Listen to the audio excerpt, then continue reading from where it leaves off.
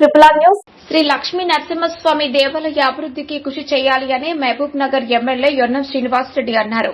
గురువారం నాడు న్యూగంజ్ సింహగిరిలోని శ్రీ లక్ష్మీ నరసింహస్వామి ఆలయ నూతన పాలక మండలి సభ్యుల ప్రమాణ స్వీకార మహోత్సవానికి ముఖ్య అతిథిగా పాల్గొని పాలక మండలి సభ్యులకు శుభాకాంక్షలు తెలియజేశారు.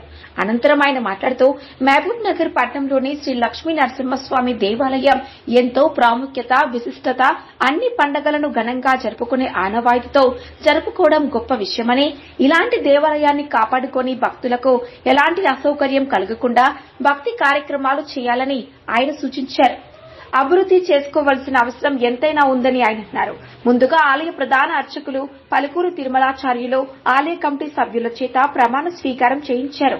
అంతకుముందు పూర్ణ కుంభంతో ఎమ్మెల్యేకు ఘన స్వాగతం పలికారు. ఈ సందర్భంగా ఆయన శ్రీ లక్ష్మీ నరసింహస్వామి వారికి ప్రత్యేక పూజలు నిర్వహించారు. అనంతరం ఎమ్మెల్యేకు అర్చకులు వేదాశీర్వచనం అందించి తీర్థ ప్రసాదాలు అందజేశారు. ట్రిపుల్ ఆర్ న్యూస్ రిపోర్టర్ ఎం రాఘవేంద్ర, ఉమ్మడి మహబూబ్ నగర్ జిల్లా.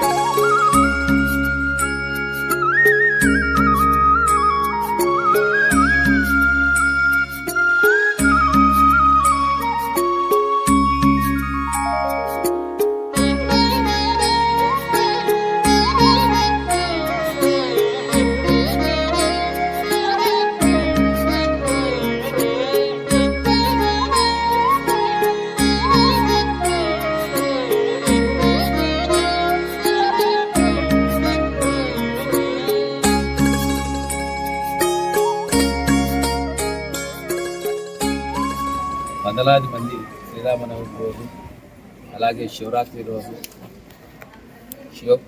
శివునికి పూజలు చేయడం, ఇక్కడ కార్యక్రమాలు చేయడం మనం చూస్తూ ఉన్నాం.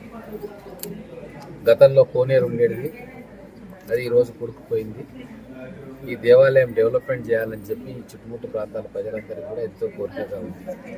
ఖచ్చితంగా రాబోయే రోజుల్లో ఈ దేవాలయంకి ఏమేమి వసతులు కావాలో, పక్కన షెడ్ నిర్మాణము, ధార్మిక కార్యక్రమాల కోసం వసతులు, ఇవన్నింటినీ కూడా రాబోయే 1-2 సంవత్సరాల్లో పూర్తి చేసుకొని ఖచ్చితంగా ఏదైతే మహబూబ్ నగర్ పట్టణంలో ఎంతో ప్రాముఖ్యత గల శివాలయాలు, ఒకటి వీరన్నపేట శివాలయం, ఒకటి బండమీదపల్లి శివాలయం, అలాగే శివశక్తి నగర్ శివాలయం, ఈ 3 కూడా చాలా పెద్ద ఎత్తున అభివృద్ధి జరగాలని చెప్పి భక్తులందరూ కూడా కోరుకుంటా ఉన్నారు. మేము కూడా ప్రభుత్వంతో ఎంత వీలైతే అంత సహాయ సహకారాలు తీసుకొని అటు ఎండోమెంట్స్ వారితో కానీ మిగతా శాఖలతో కానీ ఈ శివశక్తి నగర్ శివాలయాన్ని చాలా బ్రహ్మాండంగా అభివృద్ధి చేస్తాం.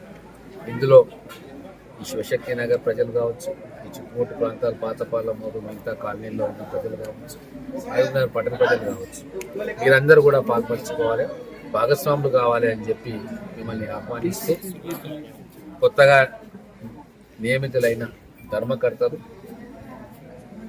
ఈ పూజా కార్యక్రమాలను కావచ్చు, గుడి నిర్వహణను కావచ్చు, భక్తి శ్రద్ధలతోటి నిష్టగా ఎటువంటి అరమరికలు లేకుండా అందరినీ కలుపుకొని పోయి ఒక మంచి ఉదాహరణగా నిలవాలి, మంచి కార్యక్రమాలు చేయాలి, ఈ గుడిని అభివృద్ధి చేయాలి అని చెప్పి కోరుకుంటూ వారు ఆ దిశలోనే పనిచేస్తారని చెప్పి నమ్ముతూ ఈ కార్యక్రమాన్ని చేసిన అందరికీ కూడా శుభాభినందనలు తెలుసుకుంటూ నిలుస్తాం.